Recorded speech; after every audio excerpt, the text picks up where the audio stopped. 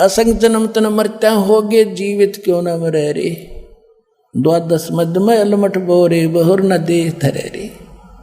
असंख्य जन्म तन मरत्या होगी। और एक बार जीवित मर कर देखो। जीवित मरना है एक तो ये है कि हम अपनी भक्ति मर्यादा के अनुसार चलें, संसार के चोचलों को ना देखें। कोई कोठी 2 बना रहा है, 4 प्लाट खरीदने जा रहा है, खरीदने दे ढोंड दे डले तो गोबर का भूंड है। अपनी सीमा में रहें, सीमित खर्च करो, लोक लाज की तरफ देखकर अपने कर्म बिगाड़ो मत, चाहे आपको कितना कष्ट सहना पड़े। यूँ भी जीवित मरना है, यानी मरने के बाद उस शव को कितना पीटो छेतो उसके क्या असर है। तो यहाँ संसारिक जो व्यंग हैं, संसारिक ताने हैं या कोई और यातनाएं हैं संसार की जो समाज के कारण दी जाती है, उनको सहन करो, बोलो मत, भगवान पर विश्वास रखो। जीवित मरना एक ये है। दूसरा जीवित मरना ये है कि जैसे आप यहाँ के लिए चलते हो, सतलोक के लिए, आश्रम के लिए, सत्संग के लिए, तो मन में पता नहीं क्या क्या प्रेरणा आती है, ये नुकसान हो जाएगा, वो हो जाएगा, फिर देखूंगा, फिर मैं मतलब इससे भी ज़्यादा हो जाए अगली बार। तो उस समय ये सोच ले, जैसे हम किसी कामवश रात्रि में भी नाइट सर्विस करके जाते हैं, फिर वापस आने की सोचते हैं। ऐसे एक व्यक्ति, घना जरूरी काम था, नाइट सर्विस से जाकर वापस आने की सोच कर गया था, फिर ये काम करूँगा नहीं तो बात बिगड़ जाएगी। वह नाइट सर्विस एक्सीडेंट होगी, उससे मर गया। वह स्पीड खींच रहा था, वह भी खत्म हुई, जीवन भी परमानेंट गया।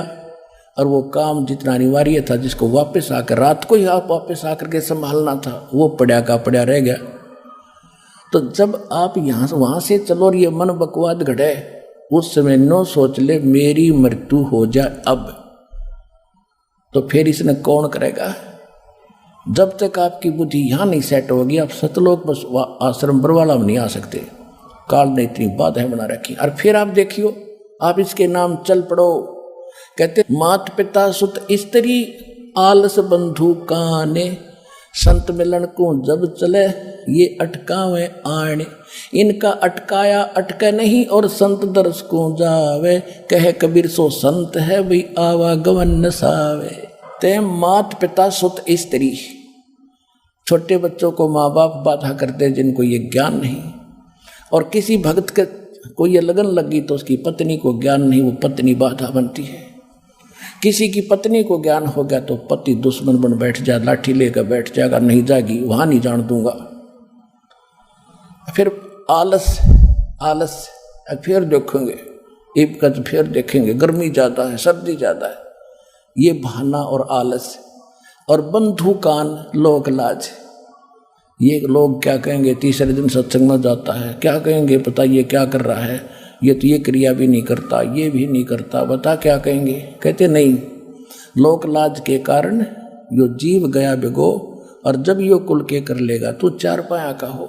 आज तो लोक लाज के कारण नहीं क्रिया करेगा, कल न गधा बन जाएगा। ये लोग के कुल के लोग तेरे को क्या बचाव करेंगे, मूर्ख है भले पुरुष। तो कहते हैं संत मिलन को मात पिता सुत स्त्री आलस बंधु कान, और संत दर्श को जब चला ये अटका में आन। इनका अटकाया अटके नहीं, इनका डटा डटे नहीं, और संत दर्श को जाए, कहे कबीर सो संत है, उसका आवागमन नसाए। अब जैसे आप चलते हो तो ये सोच लो कि आप मर गए, मृत्यु होगी। आप यहाँ आगे 4 दिन 5 दिन, और जब यहाँ अपना काम भगवान कोड़ा करके जब जाओगे, अगर कोई छोटा मोटा हानि हुई है तो फिर पूरी कर लेंगे, क्योंकि जीवन है। यदि परमानेंट टिकट कट गई, परमानेंट मर गया, जब कौन संभालेगा, उन ठेकेदार बना बैठा। इसको कहते जीवित मरना। असंग जन्म तन मरत्या होगे जीवित क्यों न मरे रे, 12 मध्य महल मठ बोरे बहुर न दे धरे रे।